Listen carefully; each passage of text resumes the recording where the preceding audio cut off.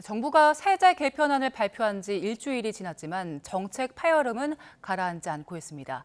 이재명 대통령이 직접 세제 개편안 수정을 예고했는데요.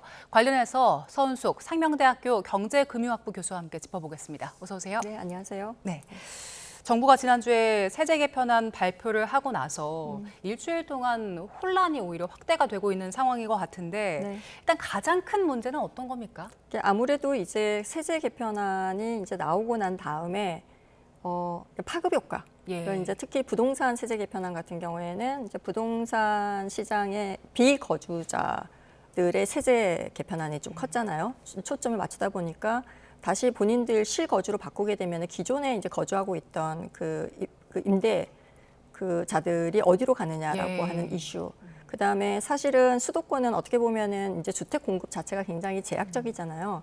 이제 그러다 보니까 이 부분이 오히려 주택 가격을 더 올릴 수도 있다라는 그러한 기대 심리. 예. 네, 그래서 이제 그런 부분에 대한 그러니까 비거주자가 실거주자로 전환하면서 나타날 수 있는 이제 또는 그렇게 가격이 세금에 해당하는 부분들을 오히려 이제 임대자에게 전가시키는 문제 이런 문제가 이렇게 동시적으로 이제 나타날 수 있다는 문제점이 제기가 되다 보니까 그 부분에 대해서 이제 보완하는 그러한 정책 요구들이 있었고 그 부분을 정부가 또 보완하는 정책들을 내는 과정에서 그러니까 처음에 이제 세제안이 발표되고 그 이후에 거의 한 4일 동안 굉장히 다양한 의견들이 나오고 있고 또 심지어는 ISA 세제안부터 시작해서 주가 누르기 방지법 이런 부분에 대해서는 대통령이 직접 전면 재검토를 또 지시하는 과정에서 이제 야당이 졸속 행정이다 뭐 이러한 것까지 전부 다 지금 뭐 문제 제기를 하고 있는 그런 상황인 것 같습니다. 전반적으로 문제점을 좀 짚어주셨는데 네. 그 말씀하셨던 비거주 1주택자들 네. 내가 들어가서 살아야겠다라고 생각하면은 결국에는 그 전월세 물량 줄어들고 임차인들은 좀 부담이 되는 상황인 거잖아요. 네. 그래서 김윤덕 장관도 이거 세제 개편안이 충격 좀 덜 수 있도록 단계적으로 시행을 하고 네. 그동안의 공급 물량을 좀 늘리겠다라고 했는데 네. 이게 시차가 좀 있을 것 같으니 현실적으로 가능합니까? 이게 이제 좀 어떻게 보면 좋은 게 이제 해결 방안이라고 이제 내긴 했지만 어떻게 보면은 두 가지 측면에 좀 봐야 될 것 같아요. 이게 어떻게 그 주택 택지를 이제 확보를 하고 주택을 첫 삽을 뜨는 데까지도 사실 굉장히 많은 시간이 걸리거든요. 그러니까 지금 발표를 하면서 얘기를 한 거는 그 실거주 전환으로 인해서 발생하는 여러 가지 이제 문제들을 주택 공급을 확대하면서 해결하겠다라고 했지만 주택 공급 확대 자체가 굉장히 어려운 상황인 거죠. 한계가 굉장히 큰 거죠. 그러니까 시간이 굉장히 인허가부터 시작해서 분양해서 실질적으로 공급이 사람들의 이제 심리에 와닿는 데까지는 굉장히 시간이 많이 걸리는 상황이잖아요. 그래서 그런 문제. 두 번째는 주택 공급을 하겠다고 했는데 우리가 알고 있는 것처럼 여러 가지 가계부채 억제 정책 때문에 사실 어떻게 보면 수요 억제를 굉장히 하고 있는 상태란 말이에요. 대출 규제, DSR 전부 다 그런 거거든요. 그러니까 이제 공급을 확대를 하는데 수요는 억제돼 있는 상태. 이 상태는 또 어떻게 풀 것인가 하는 문제. 다시 말하면은 실거주자 위주로 결국은 대출을 좀 확대해줘야 된다. 그래야지만 주택 공급에 접근할 수 있는 이제 접근 힘이 생기는 거죠. 그러니까 그런 문제가 한꺼번에 얽혀 있다 보니까 굉장히 어려운 문제로 지금 얘기가 되는 거고요. 그리고 이제 이러는 과정에서 가장 큰 문제가 정책 불확실성인 것 같아요. 그러니까 이제 대부분의 특히 이제 세제 문제는 대부분의 우리 경제 주체자들이 집을 사고 그다음에 그 세금을 내고 투자하고 뭐 이런 거 가게도 마찬가지, 기업도 마찬가지잖아요. 이런 거가 어떻게 보면 중장기적으로 10년 정도를 보고 이제 결정을 하는 문제인데 이게 단기적으로 계속 바뀌다 보면은 정책에 대한 신뢰가 굉장히 낮아질 수 있거든요. 이제 정책이 불확실성이 굉장히 커지고 정책 신뢰도가 낮아진다는 것은 결국은 비용으로 전부 다 전가될 가능성이 굉장히 큽니다. 그러니까 사람들은 이제 이게 뭐 정부가 정책안을 낸다 하더라도 또 수정되겠지라고 하는 기대 심리가 생길 것이고 이런 부분들이 결국은 실질적으로 확정적인 안을 낸 다음에도 믿지 않을 가능성이 굉장히 큰 거죠. 그러니까 시장에서는 결국은 뭐 여러 가지 문제점들이 발생되면 지금처럼 계속 수정할 거야라고 하는 심리가 굉장히 커지다 보니까 안 움직이는. 그래서 정책의 효과가 굉장히 낮아지는 거죠. 근데 결국 그게 정책의 비용으로 다가올 가능성이 굉장히 크다라고 봐야 되겠죠. 교수님 말씀하신 대로 그 정책 신뢰도가 떨어지면서 좀 관망하는 분들도 늘어나는 상황인 것 같은데요.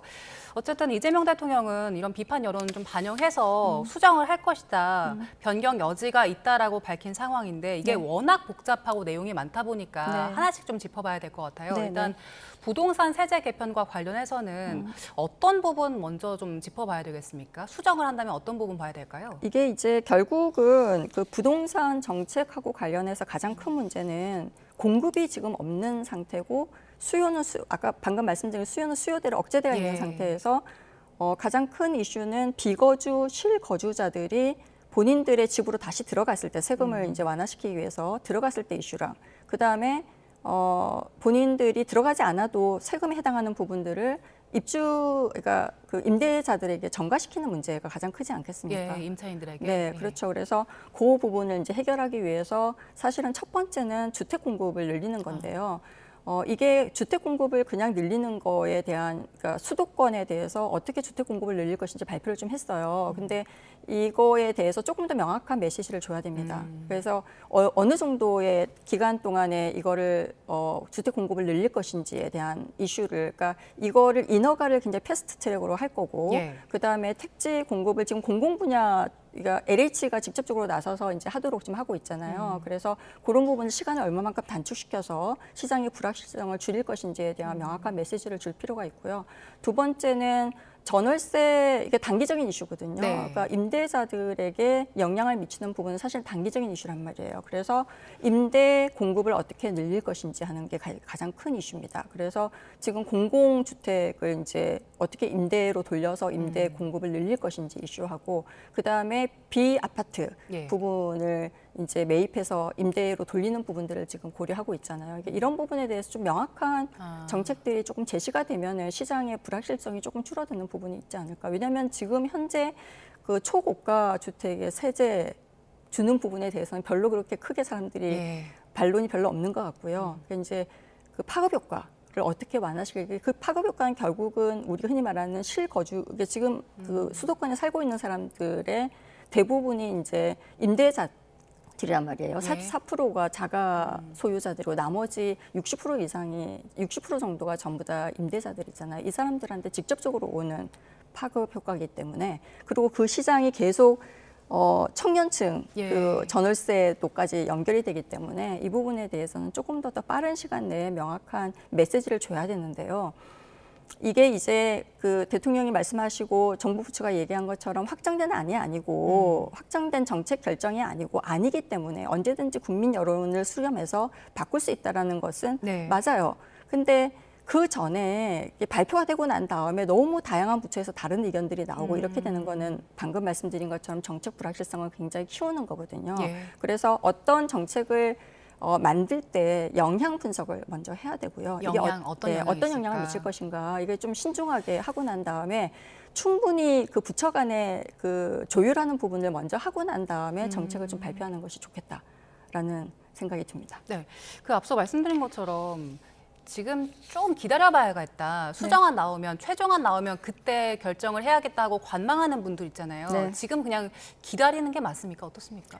예, 이제 사실은 기다린다는 것은 결국은 이제 주택 그 시장의 거래 자체를 굉장히 그 축소시키는 그러한 이제 행위가 되는 거죠. 어떻게 보면은 그래서 정부가 정책적으로 생각하지 않은 부작용으로 나타나는 거거든요. 그래서 계속 기다리면서 이러한 그 중장기적으로 어쨌든 시간이 지나면 또 바뀔 거야라고 하는 그러한 기대 심리를 가지지 않도록 좀 빠르게 명확한 정책 메시지를 주는 것이 저는 중요하다고 생각해요. 그렇지 않으면은 주택 가격을 안정화시키는 거랑 거래 시장 자체를 위축시키는 건 완전히 다른 이슈예요. 그래서 거래 시장 자체가 위축될 가능성이 굉장히 크기 때문에 그 부분은 명확하게 메시지를 정부가 줘야 된다. 그것도 빠르게 명확한 메시지를 줘야 된다라고 봐요. 네, 부동산 부분은 그렇고 그 ISA 개편이나 뭐 주가 누르기 같은 경우도 이 부분에 대해서도 수정안이 나올 가능성이 높은 상황인 거잖아요. 그렇죠. 어떤 다시 방향으로? 재검토하라고 했으니까 이게 이제 시청자분들께 좀 쉽게 이해를 하시려면은 IS 개편안은 이런 거예요. 국민성장 ISA하고 청년층 ISA를 신설해서 이제 국내 주식 펀드의 세제 혜택을 좀 몰아주려고 했는데 이게 기존의 ISA와 중복이 되고 또 특정 상품이 어떻게 보면 또 자금이 집중될 수 있는 그러한 그 우려가 굉장히 커졌단 말이에요. 이제 그리고 또 주가 누르기 방지법 같은 경우에는 대주주가 상속 증여를 앞두고 그러니까 일부러 주가를 낮게 네. 잡아서 세금을 좀 줄이는 걸 막자는 취지거든요. 근데 문제는 뭐냐면은 밸류에이션 평가하는 가장 중요한 지표 중에 하나가 PBR인데 이게 0.8배 미만의 기업에게 다른 평가 방식을 적용시키겠다라고 이제 나오면서 이게 이제 시장 왜곡이 굉장히 우려될 수 있다라고 하는 문제가 제기됐단 말이에요. 그러니까 PBR이 굉장히 그러니까 기업의 주가가 낮아지는 건 네. 이유가 여러 가지가 있어요. 그러니까 방금 얘기한 것처럼 상속이나 증여 때문만이 아니고 어떻게 보면은 경기 침체나 기업 실적 악화 때문일 수도 있고 지배구조 문제일 수도 있고 산업 자체가 저성장 사양 산업일 수도 있단 말이에요. 여기에다가 다 똑같이 적용을 시키면 안 되기 때문에 이 부분을 이제 전체적으로 다시 재검토하라고 얘기를 한 것 같아요. 예. 지금 세제 개편안과 관련해서 불확실성이 워낙 높다 보니까 8월 전국 아파트 입주 전망 지수 자체가 좀 하락을 했더라고요. 이게 그러니까 잔금을 내고 그때 제대로 입주할 수 있는지 그 지수를 나타낸 건데 이게 낮아졌다는 거는 결국에 시장이 좀 얼어붙었다. 세제 개편엔 영향이 있다고 볼 수 있는 겁니까? 근데 세제 개편 영향이 이제 지금 나타났다라기보다는 입주 전망 지수를 우리가 좀 이해를 할 필요가 있는데요. 이게 실제 입주율이 아니고 주택 사업자가 앞으로 입주가 얼마나 원활할지를 전망하는 심리 지표예요. 다시 얘기하면 100보다 낮으면 부정적 전망이 굉장히 이제 우세하다라고 봐야 되거든요. 그러니까 과거에도 대출 규제가 강화되면은 이렇게 입주 전망이 굉장히 크게 악화되는 그런 상황이었습니다. 그래서 근데 이 부분을 굉장히 우리가 주의해서 볼 필요가 있는데 방금 말씀하신 것처럼 미입주 사유를 보면은 잔금 대출을 확보하지 못하거나 그다음에 기존 주택이 팔리지 않는 문제가 가장 중요한 원인이란 말이에요. 그러니까 이거는 단순히 심리가 나빠진 게 아니라 주택 시장의 자금 이슈예요. 자금 순환 이슈라고 우리가 봐야 대출 되거든요. 문제입니까? 네, 그렇죠. 예를 들어서 기존 집이 팔리지 않으면은 새 집 잔금을 마련하기가 굉장히 어려워지고 거기에다 대출까지 제한이 되면 입주가 늦어지잖아요.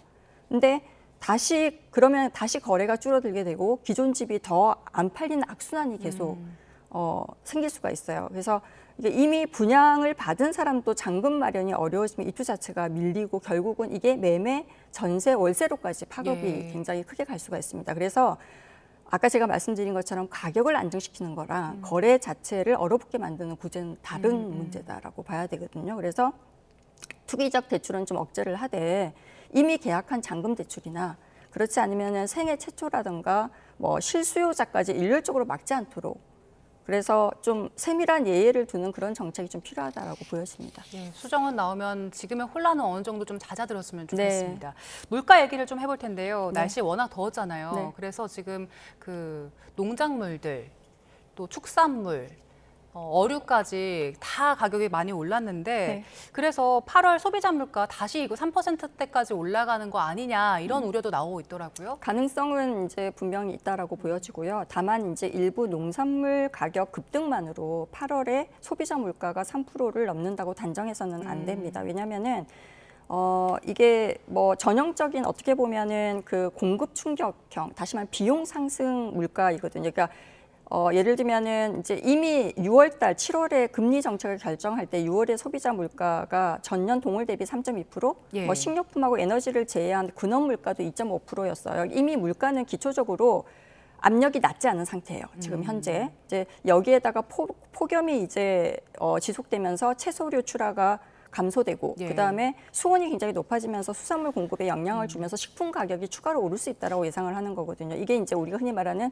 히트플레이션 이제 사례란 말이에요. 근데 이거는 좀 시청자분들께 쉽게 설명을 드리자면 수요가 늘어나서가 아니고 폭염으로 공급이 줄어서 가격이 오르는 거란 말이에요. 근데 금리를 올린다고 해서 시금치가 다시 자라나지는 않잖아요. 그렇기 때문에 이 경우에는 보통은 공급 대응 정책으로 대응을 하죠. 그래서 비축 물자를 방출하다든가 아니면 대체 수입선을 확보한다든가 이러한 공급 측 대응이 우선이라고 우리가 보여지거든요. 그래서 중요한 거는 이런 급등세 현상이 일시적인 농산물 가격 상승으로 끝나는지 아닌지에 있어요. 그러니까 중앙은행의 금리 정책, 통화 정책은 기대 인플레이션의 영향을 받는 거거든요. 그래서 이게 외식비나 가공 그 식품 가격까지 정가가 만약에 되게 되면 이거는 완전히 정책 대응의 결이 또 달라지는 겁니다. 이때는 이제 그러니까 금리가 더 인상돼서 물가를 안정시키는 그러한 걸로 연결이 될 가능성이 굉장히 크죠. 예. 네. 최근에 식료품들은 이제 공급으로 대응을 해야 한다고 하셨기 때문에 네. 추석 가까워지면은 비축 물량들 좀 네, 확보를 해야 그렇죠. 될 것 같고요. 네, 네. 그런데 한은에서는 지금 폭염이 물가에 미치는 영향 주시를 하고 있는 것 같고 네. 여기에 더해서 또 2분기 GDP 성장한 부분까지 고려를 해서 8월 금리 추가적으로 인상할 것 같은 그런 걸 시사하는 발언을 했거든요. 네, 이게 왜냐하면 어떻습니까? 이제 2026년 2분기 실질 GDP가 전기 대비해서 0.6%, 전년 동기 대비해서 3.7% 성장을 했어요. 예상보다 훨씬 더 많이 성장을 한 거죠. 그래서 한국은행이 이때 이제 집중해서 보는 거는 실질 GDP가 증가해서 국민들의 소득 증가의 회복세가 뚜렷해졌다라고 본다면 이게 이제 결국은 수요의 그 증가로 갈 수 있다라고 보는 거죠. 예. 수요 증가로 인한 그러니까 물가 상승으로 갈 수 있다라는 부분을 예의주시를 할 겁니다. 그래서 그 부분 때문에 이제 뭐 볼 텐데 이게 어떻게 보면 경기 자체가 과열신으로 보기는 굉장히 또 어렵거든요. 네. 그래서 한국은행 같은 경우에는 지금 현재 뭐 이렇게 금리 인상도 고려를 하겠지만 사실은 굉장히 어려운 부분들이 추가적으로 금리 인상이 되게 되면은 가장 우려하는 부분이 치약 차주예요. 예. 지금 현재 문제가 금리는 상대적으로 어떻게 보면 2.75면은 평균에 비하면 좀 낮은 편이거든요. 어떻게 봤을 때는. 근데 못 갚는 사람들이 굉장히 많이 늘어나고 있어요. 이게 네. 이제 연체율을 보면 알 수 있거든요. 0.33%로 기존의 10년간 가장 높은 이제 수치를 보이고 있단 말이에요. 이거는 좀 쉽게 설명을 드리자면은 못 갚는 사람들이 늘어난다는 뜻은 가계부채 규모 자체가 이미 소득 대비 굉장히 부담스러운 수준이다.